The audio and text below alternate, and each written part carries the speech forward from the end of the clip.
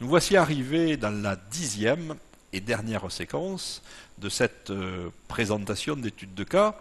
Cette étude de cas a été proposée dans une publication par People et Shade dans un contexte de vitrification in situ de déchets, en particulier des déchets nucléaires, et a permis de voir une méthode de construction d'une matrice d'expérience en argumentant les choix, a permis de voir des transformations comme les transformations de Box-Cox, et puis a permis de restituer l'équation des modèles sous forme de traces que nous allons maintenant interpréter en reprenant les propos des auteurs, et puis on rebalayera les points que nous avons appris dans cette étude de cas.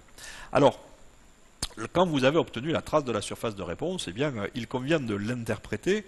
Alors, on avait fait une interprétation rapide en disant que les deux traces, respectivement associées à la réponse T10, c'est celle que vous voyez en haut de l'écran. La réponse T10, c'est la température à laquelle on observe une viscosité de 10 pascal seconde.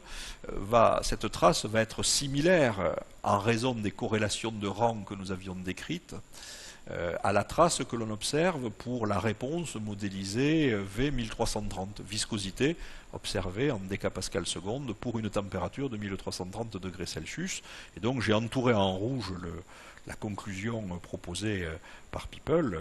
Et on voit le fort effet positif et l'absence d'effet que l'on verra sur la réponse de conductivité électrique.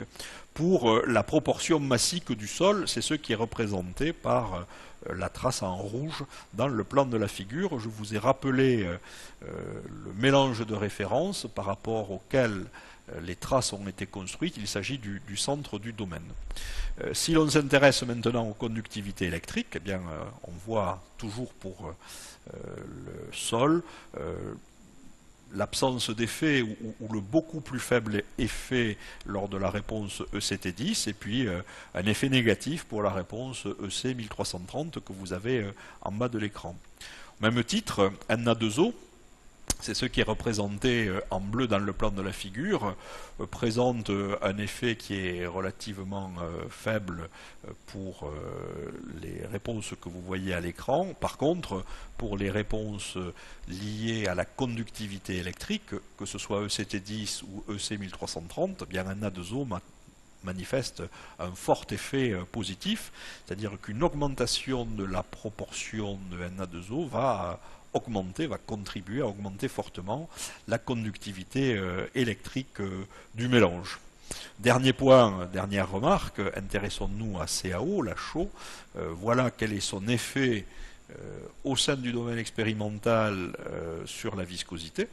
Et voilà quel est son effet, sans doute plus marqué pour ECT10, que vous voyez en haut, pour la conductivité électrique, avec les commentaires faits par les auteurs. Donc, chaque fois que vous avez fait la trace de la surface de réponse, donnez une interprétation d'ordre physique, parce que c'est vous, physiciens, qui avez eu à répondre, grâce à une campagne expérimentale, à des questions, et donc ne vous contentez pas de donner la trace de la surface de réponse sans en donner une interprétation qui peut être intéressante dans votre contexte industriel. Alors, si on récapitule tout ce que l'on a appris dans cette étude, la stratégie expérimentale mise en œuvre devait permettre de répondre à la question portant sur les effets des proportions des constituants dans le mélange. Certes, 3 constituants avec un gros constituant macroscopique qui était le sol, et on rappelle ici ce qu'est un effet. Lorsque la proportion massique d'un constituant varie, on va dire qu'il y a un effet positif si la réponse augmente et un effet négatif si la réponse diminue. L'effet, c'est la variation d'une réponse.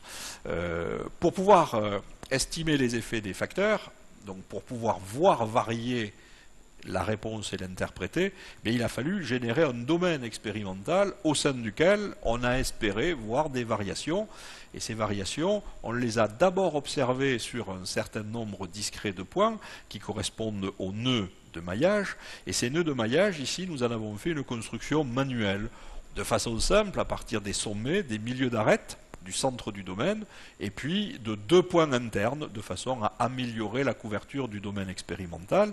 ce qui a été fait de façon complémentaire à la publication des auteurs, c'est de s'assurer d'une distribution acceptable des leviers liés à ces expériences. Et je vous rappelle que les auteurs avaient répété le long de l'axe de People, l'axe rouge qui passe par S03, le sommet 3, le centre CDG et le sommet 1, qui avaient répété les expériences, d'où les doubles petits cercles gris que vous voyez à l'écran.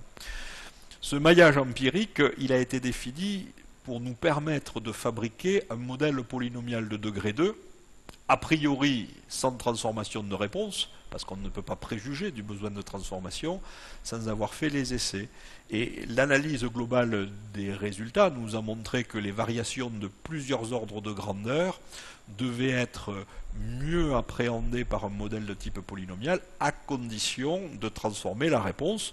Et c'est les transformations de Box-Cox qui nous avaient amené à faire des transformations logarithmiques pour certaines réponses, transformations inverses pour d'autres, et transformations en racine carrée pour tout ce qui était conductivité électrique. Enfin, l'intérêt d'avoir un bon modèle, un modèle descriptif, prédictif, avec une transformation appropriée, eh bien c'est de restituer de la manière la plus fidèle possible, par interpolation, la variation des résultats au sein du domaine expérimental.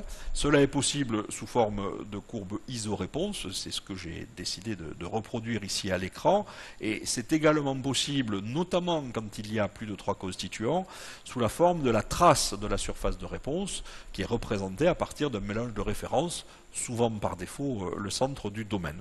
Donc voilà ce que nous avons appris dans cette nouvelle étude de cas que vous venez de découvrir. Elle complète différents chapitres de cours, elle complète le chapitre de cours dédié à l'analyse statistique, elle complète le chapitre de cours dédié au maillage empirique par la méthode de MacLean et Anderson d'un polyèdre convexe, et puis elle complète aussi le chapitre dédié aux méthodes graphiques de restitution d'une équation. Voilà, donc je vous remercie pour votre patience dans ces longues restitutions d'études de cas, plus de 2 heures et parfois 3 heures suivant les études de cas, et j'espère que ces études de cas vous permettent d'approfondir vos connaissances et puis vous donnent peut-être l'envie d'utiliser ces méthodes dans vos pratiques au quotidien. Donc merci encore et à bientôt dans une nouvelle étude de cas.